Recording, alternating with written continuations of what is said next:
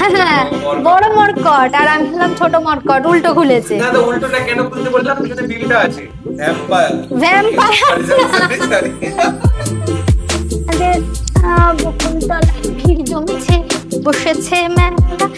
Good morning, welcome back to our channel to a new blog. আজকে হচ্ছে শুক্রবার, মানে কাল থেকে, আগামীকাল থেকে হচ্ছে উইকেন্ড স্টার্ট। শনি রবি মাত্র দুটো দিন। শনিবার শুক্রবার রাত থেকে রবিবার সকাল অবধি মনটা খুব ভালো থাকে, কারণ ছুটি ছুটি একটা ভাব থাকে।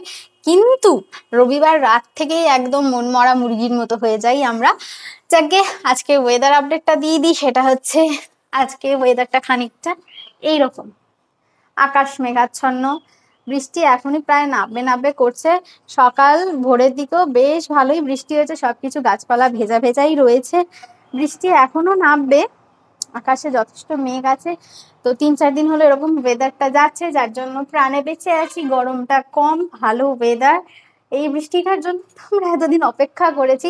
এখন এই বৃষ্টিকে ব্লেম করি কিছু লাভ নেই, কারণ প্রচুর গরম পড়েছিল। এটা না হলে অনেক মানুষ মারা যেত।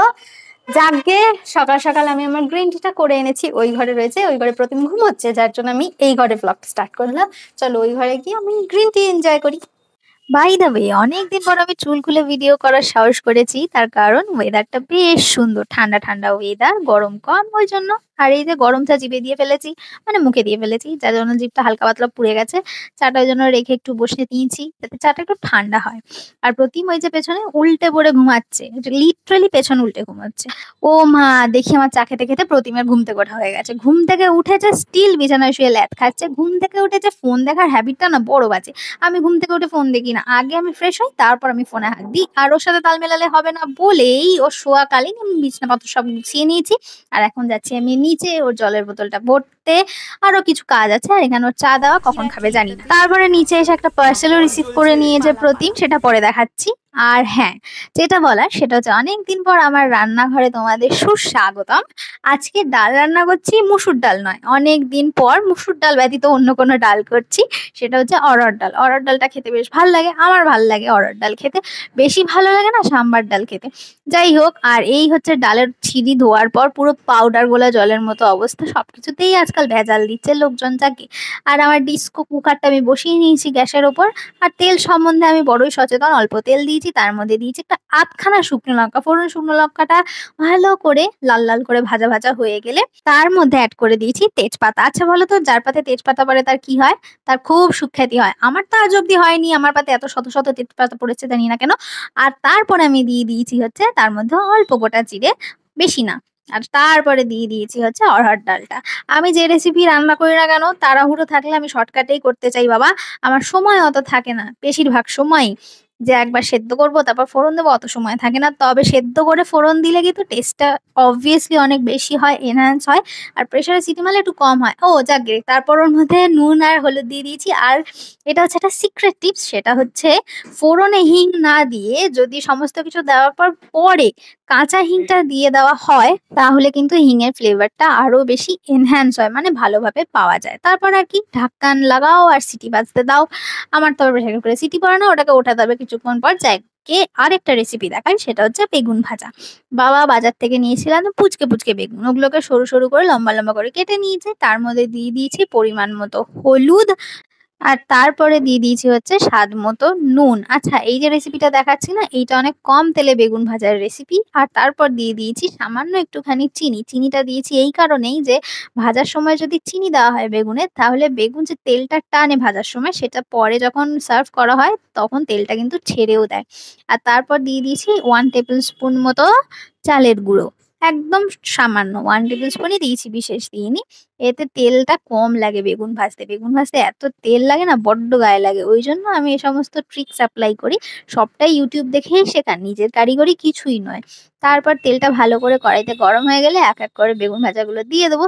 বেগুনগুলো খুব পাতলা করে কেটেছিলাম, ওই জন্য আশা করছি বেশিক্ষণ সময় লাগবে না। সিমে আছে করে যে সেই ঢাকা দিয়ে রাখা, সেটাও করতে হবে না। বেগুনগুলো এতটাই পাতলা আমি কেটেছিলাম, তাই গ্যাসটা বাড়িয়ে টুকটুক করে বেগুনগুলো ভেজে নিয়েছি। আচ্ছা, বাই দা ওয়ে, যেটা আমি রোজই বলে থাকি সেটা হলো আমার এই রেসিপিগুলো কিন্তু আমার মতো কাঁচা রাঁধুনিদের জন্য, যারা ভালো রান্না করো তাদের জন্য কিন্তু মোটেই নয়।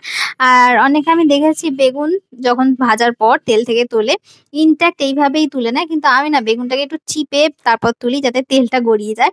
এতে বেগুনগুলো একটু চ্যাটকা চ্যাটকা দেখতে হয়, তবে স্বাস্থ্যের জন্য ভালো। আর এখানে আমি অরহর ডালটা নামিয়ে নিয়েছিলাম অফ ক্যামেরা। নামানোর সময় সামান্য একটু চিনি আর সামান্য একটু ঘি দিয়ে নামিয়েছি। মৌরি with parcel unboxing. Parcel unboxing with মৌরি। আরে হোয়াট এভার। আচ্ছা, সকাল সকাল সকাল না, একটু বেলার দিক করে এই পার্সেলটা এসছে। এটার এটার মধ্যে ফ্র্যাজাইল জিনিসপত্র আছে, এটাকে খুব হ্যান্ডেল উইথ কেয়ার লিখে রেখেছে, এটাকে কেয়ারের সাথে আমাকে খুলতে হবে। আর ক্যামেরাম্যান ক্যামেরা করবে। ধর, নিচে বসে পার্সেলটা আনবক্স করব, কারণ প্রতিম খাটে বসতে দেয় না। আর এইটা হলো কালকে আমার ভিজে যাওয়া প্যান্ট। কেন কাটে বসতে দিন, তার একটা কারণ আছে। যাক, বল। নোংরা থাকে পার্সেলে, তাই কাঁচিটা নিয়ে আসতে ভুলে গেছি, ওই তোর পাশেই রেখেছি দেখ। আচ্ছা, এই যে পার্সেলটা এখন আনবক্স করব আমি, কিন্তু কোথা থেকে খুলবো বুঝতে পারছি না। এখান থেকেই মনে হচ্ছে আরে খোলা। ওপর থেকে কাট না। আরে ওপর কোনটা সেটাই তো। ওইটাই ওপর, নিচের বিলটা ছেড়ে যাবে না, ওটাই ওপর। এটা ওপর? হ্যাঁ শিওর তুই? একদম। উল্টো যদি খোলে? খুলবে না, তুই খোল, উল্টো করলে সোজা করে নিবি। এসছে মানে ওটা ছিলই, ওটাকে আবিষ্কার করা হয়েছে। হ্যাঁ কারেক্ট কাটি। এই হচ্ছে আর্টিস্ট, এই হচ্ছে আর্ট। তুই আমাকে মরকট বললি বাই দা ওয়ে। সেটা আমি বলেই থাকি। গড়- মরকট কি? হ্যাঁ, মরকট। বড় মরকট, আর আমি হলাম ছোট মরকট, উল্টো খুলেছে। না তো উল্টোটা কেন খুলতে বললাম, পিছনে বিলটা আছে। এবার দেখা যাক এটা উল্টো কিনা, দেখি। তা উল্টোই তো দেখা যাচ্ছে। এটা খোল আগে এটাকে। এটাকে বার করতে হবে এখান থেকে আগে। ফ্লিপকার্টের জিনিস। ভ্যাম্পায়ার। Vampire sorry. ভি আর প্রাইম। ইয়েস। ওটা তো আলাদা করে এটা করেছে, ওটা এখন আছে। দেখি, জানি না, দেখছি দাঁড়া। এই যে, এ বাবা, না মনে হচ্ছে, দেখি। গ্লু টু কিছুই তো দেয়নি রে ভাই।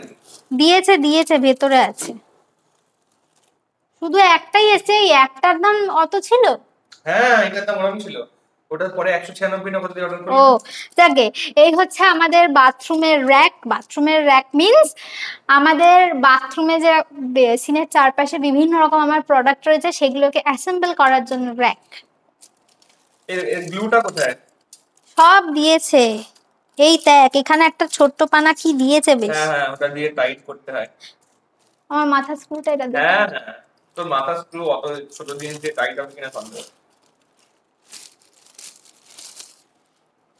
বাহ, দেখতে খুব সুন্দর জিনিসটা। খুব ক্লাসি দেখতে, একটা গোল্ডেন কিন্তু টাচ এই আছে, জিনিসটা কতদিন থাকবে? বেশ রয়্যাল লুক লাগছে এটাতে।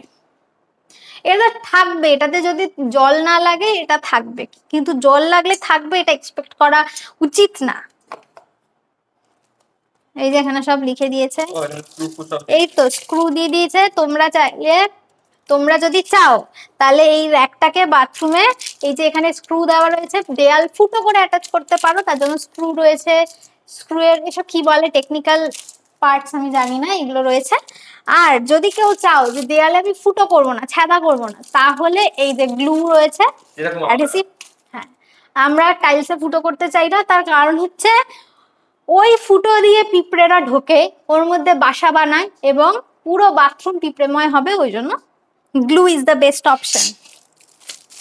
গ্লুটার মধ্যে আবার দেখ ভেতরে আবার মানে প্রথমে গ্লুটা দাঁড়া, আগে দেখে নি সবটা জ্যান্ত কিনা। ফ্লিপকার্টকে খুব কম ভরসা করি অনেস্টলি স্পিকিং, কারণ ফ্লিপকার্ট কিন্তু থেকে, ফ্লিপকার্টে কিন্তু রিজনেবল রেটে পাওয়া যায়, তাই জন্য আমরা কিনি। হ্যাঁ, ফ্লিপকার্টে 2-3 বার আমি প্রতারিতও হয়েছি, ওই জন্য ভরসাটা কম। তবে জিনিসটা এটা ভালো দিয়েছে, ইটস ভেরি গুড। সস্তায় পুষ্টিকর খাদ্য বলতে পারো। এই রে অ্যাডহেসিভ। চলো, ইঞ্জিনিয়ারিং করে লাগাবে বাথরুমে। র্যাট কিলারের আঠা দেখেছো? সেম আঠা মনে হয় এর মধ্যে দেওয়া। যাই হোক, আমরা ম্যানুয়াল পরে আবিষ্কার করেছি কি করে এটা ইনস্টল করতে হয়। ইনস্টলেশন প্রসেসে আছেন প্রতিম ব্যানার্জি, তো ওনাকে ফোকাস করলে মনে হয় ভালো হয়। নে, আস্তে আস্তে।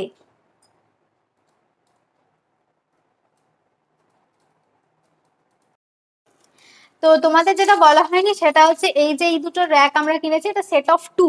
ওই যে একটা ওর কাছে, একটা এই যে আমার কাছে, এটাতে অ্যাডহেসিভ লাগানো, মানে গ্লুটা যেটা চিপকাবো দেয়ালে ওটা লাগানো হয়ে গেছে। তো যেটা মেন কথা সেটা হচ্ছে এই দুটো একসাথে ফ্লিপকার্ট থেকে ডিসকাউন্টেড প্রাইসে আমরা যখন কিনেছিলাম তখন পড়েছে আমাদের 448। 448 তো, 448 মানে 448।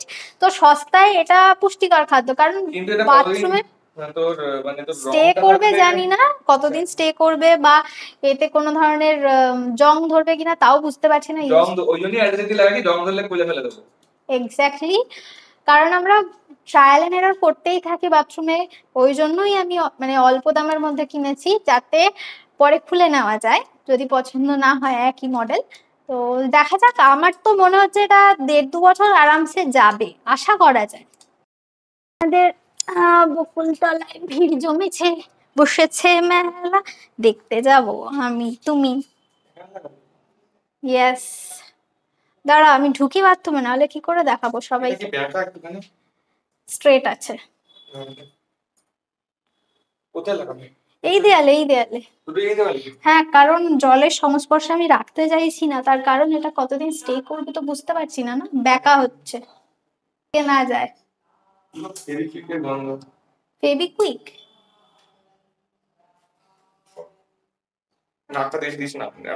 কি বাজে গন্ধ, দেখে দেখে পট করে চিপকে দিস না, সোজা আছে কিনা দেখে নে। দাঁড়াও আমি একটু দেখে নি আগে। ইনস্টলেশন মোটামুটি ডান, মোটামুটি ডানই বলবো, কারণ আরেকটা লাগানো বাকি আছে, আর আমি এটা না দুজনের হেল্প ছাড়া লাগানো যাবে না।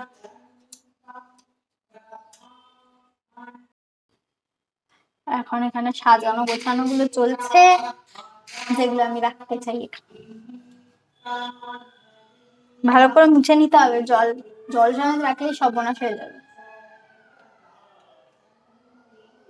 সামাও এটা ব্যাকা হলো না।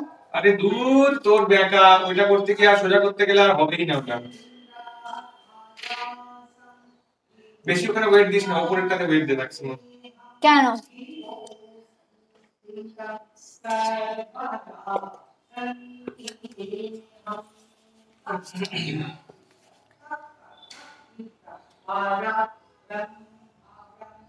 Okay, this is the final look of our toiletries organizer, মানে হচ্ছে বাথরুম র্যাক। এটাই হলো আমাদের ফাইনাল লুক। তার ছোটখাটো জিনিসপত্র সাজানো আছে। আর আজকের ভিডিওটা আমি এই অবধি রেখেছি, কারণ বিশেষ কিছু আর দেখানো ছিল না। যদি আমাদের ভিডিওগুলো দেখতে তোমাদের ভালো লেগে থাকে তাহলে please do like, share and subscribe our YouTube channel which is it's perfect. Video ভালো লাগলে সাবস্ক্রাইব না করে যাবার টাটা।